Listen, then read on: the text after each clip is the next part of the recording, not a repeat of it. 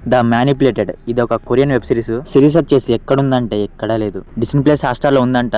Disney plus Hotstar వాళ్ళే YouTube లో release చేశారు ట్రైలర్, కానీ చూస్తే లేదు. అదే మ్యాజిక్.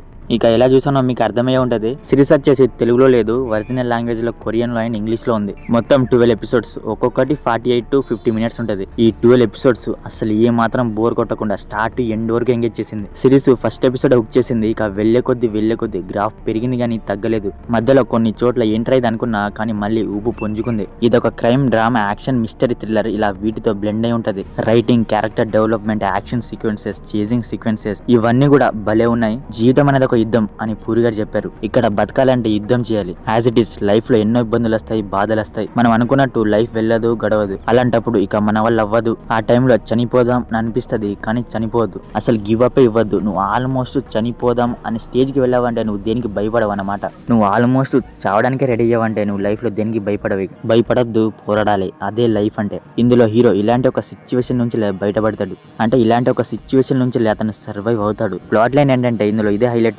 తోపు లాంటి ప్లాట్ లైన్ తీసుకున్నారు. ప్లాట్ లైన్ ఏంటంటే మన హీరో ఒక డెలివరీ బాయ్, డెలివరీ చేసి తిందామని ఒక ప్లేస్ లో ఆగుతాడు. ఆ ప్లేస్ లో కూర్చొని తింటూ ఉంటే పక్కన ఫోన్ రింగ్ అవుతుంది. ఆ ఫోన్ అటెండ్ చేసి మాట్లాడితే వాళ్ళు, నా ఫోన్ అక్కడ మర్చిపోయా, తెచ్చిస్తారా? ఇప్పుడు రాలేను, నేను పెట్టిన అడ్రస్ కి వస్తారా, తెచ్చిస్తారా? దానికి మీకు రివార్డ్ ఇస్తా అని చెప్తారు. హీరో కూడా వాళ్ళు పెట్టే అడ్రస్ కి వెళ్లి ఫోన్ ఇచ్చేస్తాడు, ఫోన్ పెట్టేస్తాడు. ఇక అంతే, ఇక అయిపోయింది. ఇక హీరోకి అంతా ఏదేదో జరుగుద్ది, అతనికి ఏం అర్థం కాదు. ఉన్న పలంగా పోలీసులు వచ్చి నువ్వు మర్డర్ చేసావని అరెస్ట్ చేస్తారు. ఇంతకీ ఆ మర్డర్ ఏంటి, చేసింది ఎవడు? వేరే వాళ్ళు చేస్తే ఇతను ఇరికిచ్చింది ఎవరు? రీజన్ ఏంటి, దేనికి చేశాడు, ఎందుకు చేశాడు? ఇదంతా మీరు తెలుసుకోవాలంటే మీరు తప్పకుండా సిరీస్ చూడాల్సిందే. రియల్ ఈ సిరీస్ ఒకలా స్టార్ట్ అవుద్ది, ఎండుగా వచ్చేసరికి ఒకలాంటి ఫీలింగ్ ఇస్తుంది.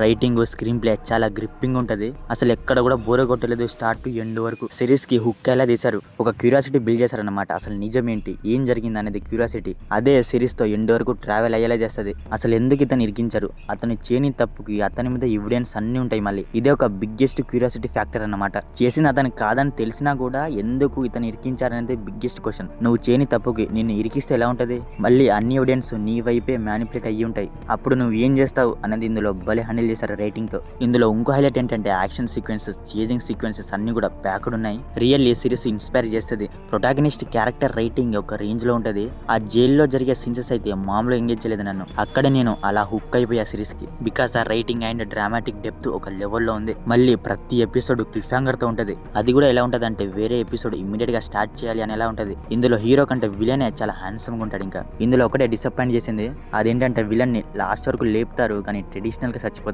ట్రెడిషనల్ చావు అంటే మీకు అర్థమయ్యే ఉంటుంది. నాకు ఈ పాప క్యారెక్టర్ చాలా ఇంట్రెస్టింగ్ అనిపించింది. మంచి క్యారెక్టర్స్ ఉన్నాయి సిరీస్ లో, చాలా బాగా రాశారు. లాస్ట్ 2 ఎపిసోడ్స్ అయితే చాలా ఎమోషనల్ గా ఉన్నాయి. 11th ఎపిసోడ్ అయితే ఇంకా ఎమోషనల్ గా ఉంది. ఆ ఫాదర్ అండ్ డాటర్ మధ్యలో రైటింగ్ ఏదైతే ఉందో అది హైలైట్. పర్ఫార్మెన్స్ విషయానికి వస్తే హీరో రోల్ లో చేసిన పార్క్ టేజుంగ్ తన స్టెల్లర్ పర్ఫార్మెన్స్ సూపర్ ఉంది. విలన్ రోల్ లో చేసిన అతను కూడా చాలా బాగా చేశాడు. ఇండియా రిమైనింగ్ అందరూ వాళ్ళ రోల్స్ లో చాలా బాగా చేశారు. బీజిఎం బాగుంది. ఇక మెయిన్ సినిమాటోగ్రఫీ విషయానికి వస్తే సూపర్ ఉంది. కొన్ని చోట్ల అయితే సినిమాటోగ్రఫీ టాప్ నచ్చుంది. మొత్తానికి ద మ్యానిపులేటెడ్ అస్సలు మిస్ అవద్దు, ఎట్టి పరిస్థితుల్లో కూడా మిస్ అవద్దు. ఒక మంచి కొరియన్ మిస్టరీ థ్రిల్లర్ అని చెప్పొచ్చు. ఫ్యామిలీ వాచబుల్, అడల్ట్ సీన్లు అయితే ఏముండవు. సిరీస్ డైలీ మోషన్ లో ఫ్రీగా ఉందంట, చూసేయండి మరి. సో మరి the manipulated web series review గురించి మరి సిరీస్ చూసాక మీకు అనిపించింది అనేది మా కామెంట్ సెక్షన్ లో కామెంట్ చేయడం మాత్రం మర్చిపోకండి. మీకు గనుక మా రివ్యూ నచ్చితే మన ఛానల్ ని సబ్స్క్రైబ్ చేసుకోండి. Okay, next video. Thank you, జై హింద్.